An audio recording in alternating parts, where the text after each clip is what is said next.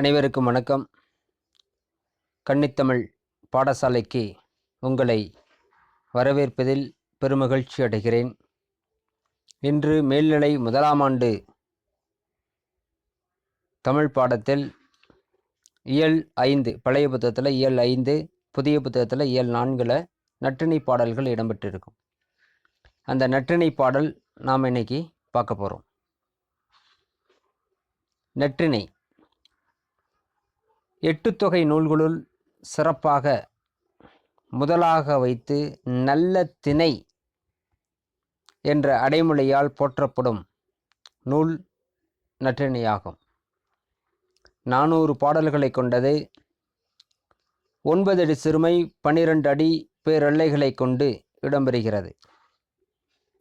நற்றிணையை தொகுப்பித்தவன் பன்னாடு தந்த பாண்டியன் மாறன் வழுதி.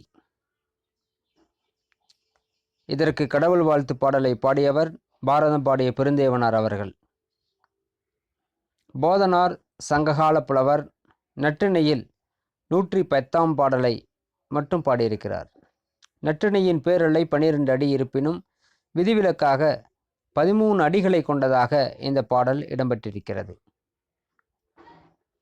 இந்த பகுதியில் என்ன வினாக்கள் அமையலாம் அப்படின்னா, நல்ல திணை என்ற அடைமொழியால் போற்றப்படும் 8 தொகை நூல் எது அப்படின்னு கேட்கலாம். அது பார்த்திங்கன்னா நற்றிணை.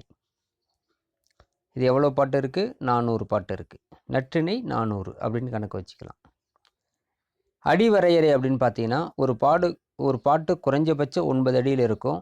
அதிகபட்சமாக பார்த்தீங்கன்னா 12 அடியில் இருக்கும். இதை வரையறை கண்டிப்பாக கேட்கலாம். 9 அடி சிறுமையும் 12 அடி பேரலையும் கொண்ட நூல் எந்த நூல் 8 தொகை நூலில் அப்படின்னு கேட்கலாம். அது நற்றிணை. இதை தொகுத்தவர் தொகுப்பித்தவர்கள் அப்படின்னு பார்த்தீங்கன்னாக்க, தொகுத்தவன் அப்படின்னா புலவராக இருப்பாங்க. தொகுப்பித்தவர்கள் பார்த்தீங்கன்னாக்க அரசர்களாக இருப்பாங்க. ஒவ்வொரு காலகட்டத்திலையும் வாழ்ந்திருக்கக்கூடிய புலவர் பெருமக்களால் அந்தந்த காலத்தினுடைய சமூக சூழலை, நாகரிக பண்பாட்டு கலாச்சாரங்களை, அரசியல் சார்ந்த செய்திகளை எல்லாம் 8 தொகை நூல்களிலே தொகுத்திருக்கிறாங்க. இது எல்லாம் ஒரே காலத்தில் நடந்த நிகழ்வுகள் கிடையாது. அப்போ அந்தந்த காலத்தில் இருக்கக்கூடிய செய்திகளை எல்லாம் தொகுத்து அதை நூலாக வெளியிடணும் அப்படின்னு சொல்லிட்டு அரசர்களுக்கு மிகப்பெரிய ஒரு ஆர்வம். அதனால தான் தொகுப்பித்தவன் எப்பொழுதும் அரசனாக இருப்பான். அவர்கள் உதவி செய்து புலவர் பெருமக்கள் யாரையாவது ஒருத்தர் கூட்டிகிட்டு வந்து இதையெல்லாம் தொகுத்து செயல்படுத்துங்க, ஒரு நூலாக வடிங்க அப்படின்னு சொல்லியிருப்பாங்க. அதான் தொகுத்தவர் புலவர், தொகுப்பிக்க காரணமாக தொகுப்பித்தவன் அரசராக இருப்பாங்க. இங்கே தொகுப்பித்தவன் யார் அப்படின்னா பன்னாடு தந்த பாண்டியன் மாறன் வழுதி. தொகுத்தவர் யாருன்னு தெரியல. இதற்கு கடவுள் வாழ்த்தை பாடலை பாடியவர் பாரதம் பாடிய பெருந்தேவனார். இதில் போதனார் அவர்கள் பார்த்திங்கன்னா சங்ககால புலவர்கள். அவர் பார்த்திங்கன்னா நற்றிணையிலே 110வது பாட்டு பாடியிருக்கிறார். அந்த ஒரு பாட்டு தான் அவர் பாடியிருக்கிறாரு. இந்த பாட்டு எப்படிப்பட்டதுன்னா 9 அடி சிறுமை 12 அடி பேரெல்லை கொண்டதாக நற்றிணை பாட்டு இடம்பெற்றிருக்கிறது. ஆனால் இந்த ஒரு பாட்டு மட்டும் விதிவிலக்காக 13 அடிகளை கொண்டதாக இருக்கிறது. அந்த 13 அடி பாட்டு தான் நமக்கு பாடமாக இங்கே வச்சுருக்கிறாங்க. இதை கூட கேட்கலாம். 9 அடி சிறுமை 12 அடி பெருமை கொண்டது நற்றிணை பாட்டு. அதில் விதிவிலக்காக 13 அடிகளை கொண்ட பாட்டு யார் எழுதுனா அப்படின்னு கேட்கலாம். அது யாருனாக்க போதனார் அவர்கள் எழுதியிருக்கிறாரு. அந்த பாட்டு தான் நமக்கு இங்கே பாடமாக வச்சுருக்கிறாங்க. இதில் என்ன சிறப்பு அப்படின்னு பார்க்கும் பொழுது, வளமையும் வறுமையும்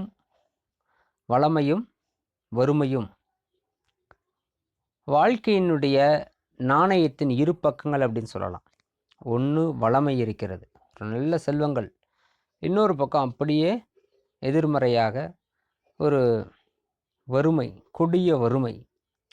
அப்போ இதுதான் ஒரு வாழ்க்கையினுடைய நாணயத்தின் இரு பக்கங்களில் போல் இருக்குது அப்படின்னு சொல்கிறாங்க. இப்போ வறுமையில் செம்மையாய் வாழ அறிவுறுத்துவது கல்வியாகும். வறுமையிலையும் எப்படி நம்ம செம்மையாக வாழ முடியும் அப்படின்றத சொல்வது எது அப்படின்னா கல்வி தான். கல்வி அறிவு மட்டும் இருந்து விட்டால் போதும். அந்த வறுமை என்னும் சொல்லக்கூடிய பிடியில் கூட எப்படி நம்ம செம்மையாக வாழ முடியும் அப்படிங்கிற செய்தியை சொல்லுது. இந்த மாண்பு சிலருக்கு இயல்பிலேயே கைகூடும். வளமான மனையில் பிறந்த பெண்ணுறுத்தி, அதாவது நல்ல செல்வ செழிப்பாக பிறந்திருக்கிற ஒரு பெண்ணு, அவங்க என்ன பண்ணுறாங்கனாக்க, குறைந்த வளமுடைய ஒரு தலைவன் வீட்டுக்கு தன்னிலை மாறாது வறுமையில் செம்மையாய் வாழ்கின்ற காட்சியை படம் பிடித்து காட்டுகிறது இந்த நற்றிணை பாட்டு. வளமை வறுமை இரண்டும் வாழ்க்கையினுடைய ஒரு நாணயத்தின் இரு பக்கங்களைப் போல காணப்படுகிறது. இப்போ வறுமையிலும் செம்மையாய் எப்படி வாழ முடியும் அப்படிங்கிறத சொல்வது எது அப்படின்னா கல்வி. ஒரு மதிப்பெண்ணில் கேட்கலாம். வறுமையிலும் செம்மையாய் வாழ அறிவுறுத்துவது எது அப்படின்னா கல்வி தான். அடுத்து பார்த்தீங்கன்னா, வளமாக இருக்கின்ற ஒரு பெண், அதாவது வளமாக வாழ்ந்திருக்கிற ஒரு வீட்டில் பிறந்திருக்கிற ஒரு பெண்ணு குறைந்த வளமுடைய ஒரு தலைவன் வீட்டிற்கு வாழ்க்கை துணைய போகிறாங்க. அங்கே போய் வறுமையிலும் செம்மையாய் எப்படி வாழ முடியும் அப்படிங்கிறத தெரிஞ்சுக்கிட்டு அவங்க வாழ்கிறாங்க. அந்த செயலை படம் பிடித்து காட்டுவதாக இந்த நற்றிணை பாட்டு இடம்பெற்றிருக்கிறது. அதான் நம்ம இன்னைக்கு பார்க்க போகிறோம். இது வந்து பார்த்தீங்கன்னா, திணை பாலைத்திணை துறை மகள் நிலை உரைத்தல். திணை வந்து பாலைத்திணை, துறை வந்து மகள் நிலை உரைத்தல். மகளுடைய நிலைமையை சொல்கிறாங்க. அதுதான் நம்ம இன்னைக்கு பார்க்கக்கூடிய ஒரு பாட்டு. கூற்று எப்படி அமைஞ்சிருக்கு அப்படின்னாக்க, தலைவி இல்லற மாற்றும் செவ்வியை பாராட்டி செவிலித்தாய் நற்றாயிடம் கூறுவது. தலைவி எப்படி தன்னுடைய வாழ்க்கையை இல்லறத்தை சிறப்பாக வழிநடத்துகிறாங்க அப்படிங்கிறத செவிலித்தாய் போய் பார்த்துட்டு வராங்க. அப்படி பார்த்துட்டு திரும்பி வந்து நற்றாய் எனும் தாயிடம் அவங்க வந்து சொல்கிறாங்க, இந்த மாதிரிப்பா சிறப்பாக வாழ்கிறாங்க அப்படிங்கிற செய்தியை சொல்கிறாங்க. அதான் கூற்றுக்கான விளக்கம் பாருங்கள். திருமணம் முடிந்து கணவன் வீட்டில் வசிக்கும் தலைவியை காண சென்று வந்த செவிலி அவர்கள் நற்றாய் எனும் தாயிடம் மகள் வறுமையிலும் செம்மையாக வாழ்வதை சொல்லி, இத்தகைய இல்லற அறிவை அவள் எப்பொழுது எப்படி பெற்றாலே தெரியலையே அப்படின்னு வியந்து அவளுடைய திருமண இல்லற வாழ்க்கையை பாராட்டி தாயிடம் செவிலி கூறுவதாக இந்த கூற்று அமைந்திருக்கிறது. இதை கூட வினாக்கள் அமையலாம். இந்த பகுதியும் தெரிஞ்சு வச்சிங்க. மகள்நிலை உரைத்தல். இந்த பாட்டு வரியை கொடுத்துட்டு இந்த பாட்டு வரி என்ன துறை, எந்த கூற்று அமைந்தது, எந்த திணைப்பாடல் அப்படின்னு கேட்கலாம். அதனால் இந்த பாட்டு வரி முக்கியம், எந்த திணை அப்படிங்கிறது ரொம்ப முக்கியம், கூற்று யாருடைய கூற்று அப்படிங்கிறது ரொம்ப முக்கியம். அதெல்லாமே தெரிஞ்சு வச்சுக்கணும். கட்டாயம் இதிலிருந்து வினாக்கள் கேட்கலாம். சரிங்களா? இந்த துறையினுடைய விளக்கம், துறை பார்த்தோம் இல்லையா, மகள்நிலை உரைத்தல் அப்படின்றது. இதில் வந்து துறை என்ன துறை, அப்படியே அந்த துறையை பார்த்துட்டு அதுக்கப்புறம் பாட்டு போவோம்.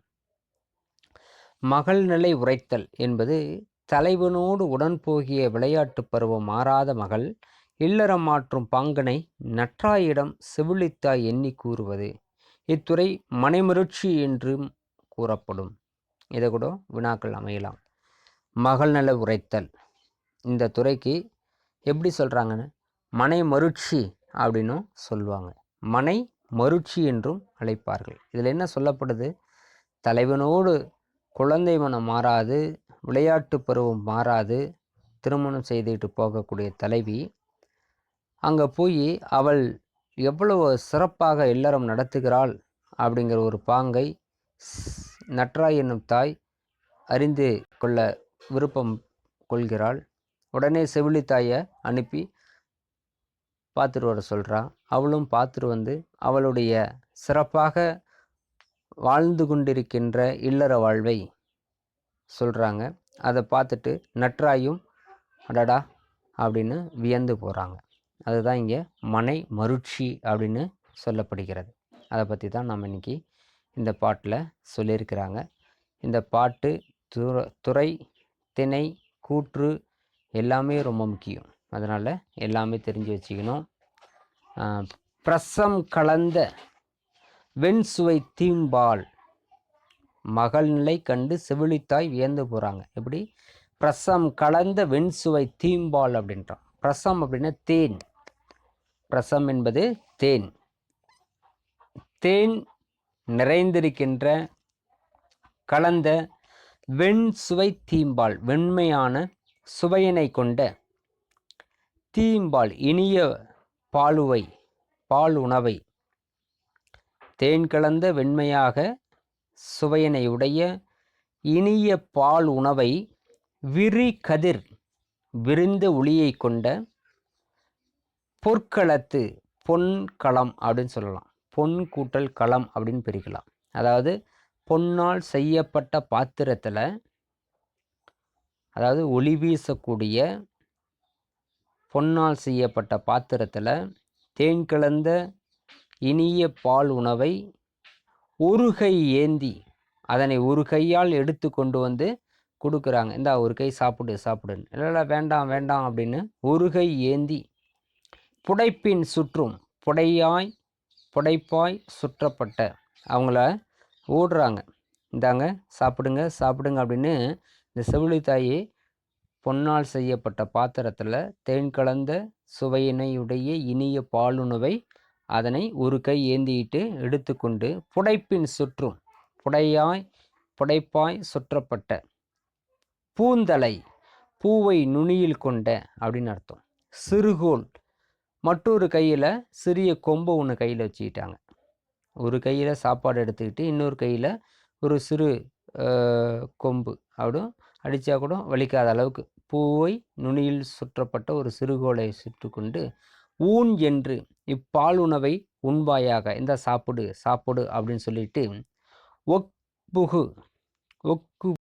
ஓங்கி புடைப்ப தென்னீர் அடிக்க முனைய தெளிவான ஒளியை கொண்ட, புடைப்ப என்றால் அடிக்க முனையிறாங்க, ஓங்குறாங்க, ஒப்பு புடு அப்படின்னு சொல்லிட்டு கையில் ஒரு கொம்பு வச்சுக்கிட்டு ஒரு கையில் சாப்பாடு எடுத்துக்கிட்டு அடிக்கிறதுக்கு முனையிறாங்க. இந்த சாப்பிடு இல்லைனா அடிச்சிருவேன் அப்படின்னு ஓடுறாங்க. அவங்க சாப்பாடை வாங்காமல் ஓடுறாங்க. தென்னீர் தெளிவான ஒளியை கொண்ட முத்து அரி அப்படின்னு சொல்லலாம். முத்துக்களை உள்ளீடு பரல்களாக கொண்டிருக்கின்ற பொற்சிலம்பு, அவங்க காலில் அணிஞ்சிருக்கக்கூடிய சிலம்பு பார்த்திங்கன்னா பொன் சிலம்பு, பொன்னால் செய்யப்பட்ட சிலம்பு அப்படின்னு அர்த்தம். அது முத்துக்களை உள்ளீடாக வைத்திருக்கின்ற அந்த முத்துக்களை வைத்திருக்கின்ற பொன்னால் செய்யப்பட்ட சிலம்பை ஒளிப்ப தற்று, அதாவது ஓசை, அவங்க அப்படி தாவி, தற்று அப்படின்னா தாவி, அவங்க தாவி ஓடுறாங்க. அப்படி ஓடும் பொழுது அவங்க காலில் அணிஞ்சிருக்கிற பொன்னால் செய்யப்பட்ட சிலம்பு அப்படியே ஓசைகள், முத்துக்கள் கொண்டு இருக்கிறது. அது அப்படியே ஓசை வருது. இவங்க சாப்பாடு எடுத்துக்கிட்டு ஊட்டுறாங்க. நாங்கள் சாப்பிடுங்கன்னு கையில் கொம்பு ஒன்று வச்சுக்கிட்டு, பூவால் சுற்றப்பட்ட கொம்பு ஒன்று வச்சுக்கிட்டு சாப்பிடுங்கன்றாங்க. அவங்க வேண்டாம்னு மறுத்துக்கிட்டு ஓடுறாங்க. அப்படி ஓடும் பொழுது காலில் அணிஞ்சிருக்கிற சிலம்பு பொன்னால் செய்யப்பட்ட சிலம்பு, ஓசைகள் முத்துக்கள் உள்ளே இருக்கிறது, ஓசை வெளியில் வருது.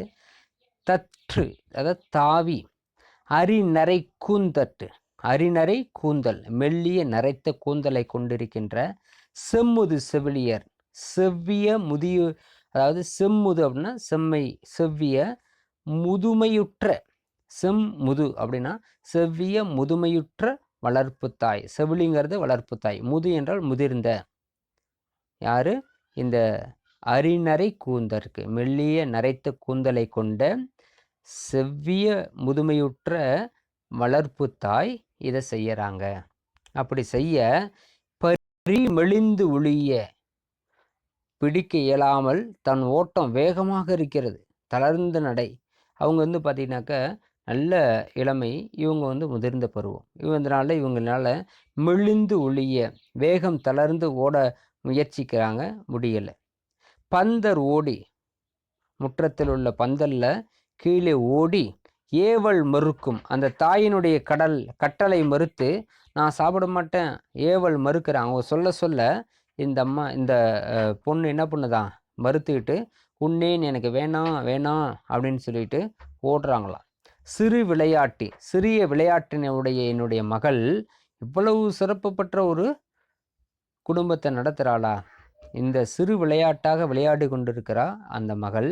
அறிவும் ஒழுக்கமும் யாண்டு உணர்ந்தலர்க்குள், இப்படிப்பட்ட சிறு விளையாட்டு பிள்ளையா இருக்கிற என்னுடைய மகள் இப்பொழுது மட்டும் எப்படி ஒரு அறிவு முதிர்ச்சி, அறிவெனவும் ஒழுக்கமும், இத்தகைய அறிவையும் நல்ல ஒழுக்கத்தையும் யாண்டு உணர்ந்ததற்குள் எப்படி அறிந்து கொண்டாலே தெரியலையே, அடாடா அவ்வளவு சிறப்பாக சொல்கிறீங்களே அப்படின்னு நற்றாயானவள் அவள் செவிலித்தாய் கண்டு உணர்ந்து வந்த செய்திகளை சொல்கிறான். அதாவது சின்ன பிள்ளையாக இருக்கும் பொழுது ஓடி விளையாடி இப்படிலாம் இருந்தாங்க, சாப்பாடு சாப்பிட்டாங்க.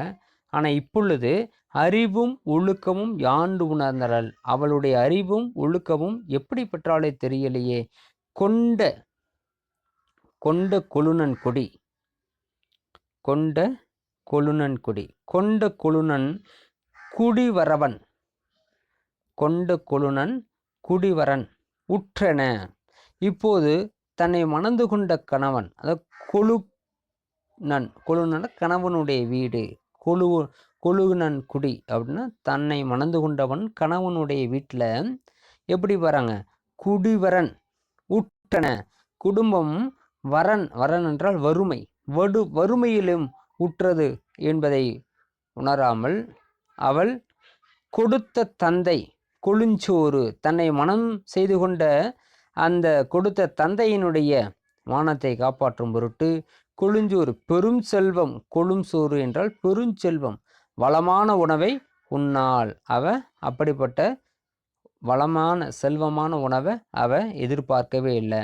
அதாவது தந்தை இருக்கக்கூடிய வீட்டில் வளமான சாப்பாடு சாப்பிட்டுட்டு இருந்தா, இப்போ கணவனுடைய வீட்டில் வறுமை தான், இருக்கிறத சாப்பிட்டுட்டு இருக்கிறா.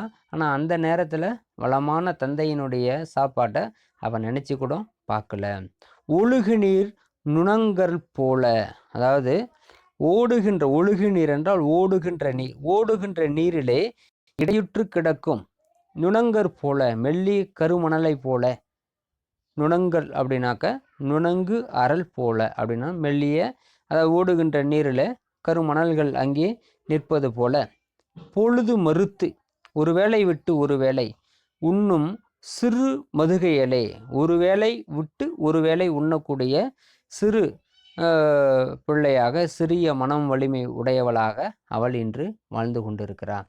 ஏதோ இருக்கிறத போதும், எல்லாமே இருக்கணும் அப்படின்லாம் அவசியம் இல்லை, கிடைச்சது போதும் அப்படின்ற மனப்பக்குவத்தோட தன் தந்தையின் வீட்டில் வாழ்ந்த வளமான வாழ்க்கையை வாழாமல் தன் கணவன் வீட்டில் இருப்பதை ஒருவேளை உண்டு பொழுது மறுத்து உண்ணும். அதாவது பொழுது மறுக்கிறதுனா ஒரு பொழுது சாப்பாடு, ஒரு பொழுது இல்லை, சரி இல்லைனாலும் பரவாயில்ல, அந்த மனநிலையோட வாழ்ந்து கொண்டிருக்கிறாள் இந்த பெண்ணு. அதை பார்த்துட்டு இந்த செவிலித்தாய் ஓடி வந்து தன்னுடைய தாயிடம் சொல்கிறாங்க. அதை பார்த்துட்டு அவங்களும் அடடா, இப்படிப்பட்ட ஒரு அறிவை எப்படி என்னுடைய மகள் பெற்றால் தெரியலையே அப்படிங்கிறத சிறப்பை சொல்லி முடிக்கிறாங்க. தித்திக்கும் தேனும் பாலும் பொற்கிண்ணத்தில் கலந்த உருவாய் சுவைக்கும் ஒவ்வாமை காட்டி முத்து பந்தலில் ஓடி விளையாடி மூச்சிறைக்க வைத்த செல்ல சிறுமுகள் மலர்ச்செண்டும் தோற்க வளமனை சாடி மறுகை மறுத்து மறைவாள் அன்று. இன்றோ ஒரு நேர உணவே அமிழ்தன நுகரும் பெருந்தன வாங்கு பெற்றது எங்கே. இல்லவன் செல்வத்து இருப்புக்கு ஏற்ப பிறரை நயவாய் பொருளியல் பெருமிதம் பேரறிவு ஒழுக்கம் பெற்றது எப்படி. இந்த வாழ்க்கையிலையும் எப்படி இப்படிப்பட்ட ஒரு சிறப்பை பெற்றாள் அப்படின்னு சொல்கிறாங்க.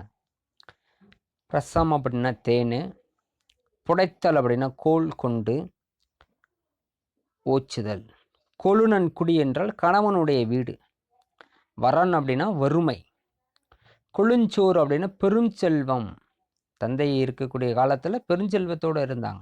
உள்ளாள் நினையாள், அதெல்லாம் இப்போ அவள் வறுமையில் இருக்கும்போது நினச்சி பார்க்கல. மதுகை அப்படின்னாக்க பெருமிதமா, மதுகைன்னு என்ன பெருமிதம். பாட்டோட பொருள் இங்கே கொடுத்துருக்குறாங்க, அதை நீங்கள் பார்க்கலாம். நம் வீட்டில் தென் கலந்த இனிய பால் உணவை ஒளிமிக்க பொருட்களத்தில் இட்டு செவிலியர் ஒரு கையில் ஏந்தி வருவர். நம் மகளை உண்ண வைப்பதற்காக இன்னொரு கையில் பூச்சுற்றிய மென்மையான சிறு கோலை வைத்திருப்பர். வீட்டின் முற்றத்தில் பந்தரின் கீழ் இதை உண்பாயாக என்று என செல்லமாக அடிக்கோளால் அடித்து வேண்டுவர். மகளோ நான் உண்ணேன் என மறுத்து முத்துப்பரல்களிட்ட பொற்சிலம்பு ஒலிக்கு அங்கும் இங்கும் ஓடுவாள். செவிலியர் அவளை பின்தொடர முடியாமல் நடைதளர்ந்து நிற்பர்.